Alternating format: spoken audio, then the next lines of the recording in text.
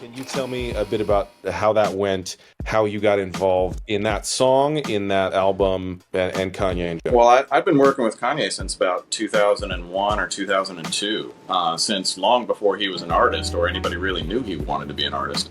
But snap forward to the College Dropout, I think I worked on 5 or 6 songs on the College Dropout. Most of what I did was sample recreations and a little bit of songwriting and production.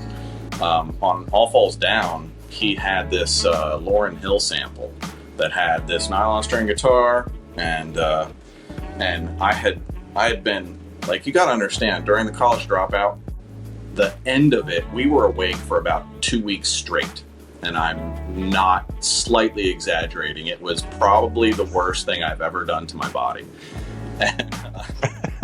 But so one night I just turned in one big piece of work that Kanye had me working on, and it was like 1 o'clock in the morning there. He loved it, and then out of the blue, I get this call at like 7 a.m. from Kanye.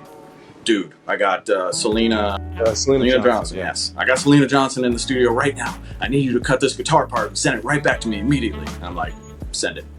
So he sent it. It was like 7 in the morning, maybe 6 in the morning, 3 o'clock in the morning by then in LA, and I was in New York. And so I just had an acoustic guitar, and I grabbed the acoustic and I listened to the part and I recreated the part, put it down, and fine-tuned it and sent it over. But I knew it wasn't right. It really should have been a nylon string guitar, not a steel string.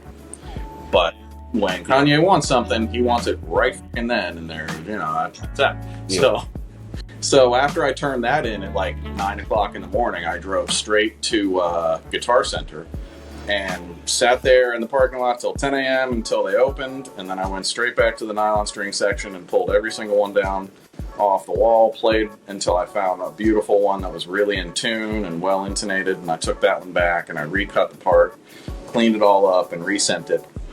I sent it to Plain Pat, who was the A&R on it, and Pat calls me up and he's like, "Nah, dude, we already mixed the song. We don't need this." And I'm like, "Pat, you gotta recall the song and put these guitars in. Trust me on this." He's like, "No, we're good." And I'm like, "Pat, recall the song and put the guitars in, dude." So they did, and he calls me later. He's like, "Bro, you were so right. Oh, those are so great. Oh, thank you." So, yeah. I mean, that's the thing. Like, I never know what. I haven't worked with Kanye since Pablo, but speaking in the present tense, you never know what Kanye is going to throw at you, and. So I ended up amassing a huge collection of instruments and sound libraries and everything, just so that whenever he would call, whatever the hell he needed, I could just get to work. Right. And but yeah, awful. So you don't have to go wait in the Guitar Center parking lot until they open. Exactly. So were you then in the nylon, like playing nylon strings in Guitar Center? I'm assuming because you're doing a sample recreation, you're playing the actual part in Guitar Center. Yeah. I mean. So like there was no salesman. That's around, crazy. It was still hella early. Yeah. But it was like still Yeah. shaking off the sleep, and I'm here. Well, it all falls down, and I'm like, okay, this is the one. So that's crazy. I can just imagine, like, if there's a Guitar Center employee within earshot that's hearing you play that, and then a couple months later, whenever Right. the song comes out, they're like, "Wait a minute, that sounds familiar. Why do I know that?"